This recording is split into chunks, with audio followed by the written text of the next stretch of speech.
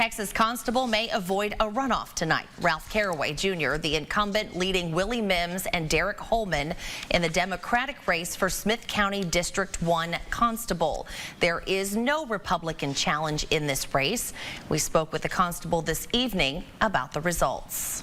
I think it's just a testament of how we campaign, how we went out, knocking on doors, meeting people, trying to find out, other needs of the community. And so right now we're very pleased with our campaign strategy and everything that we've done up until this point.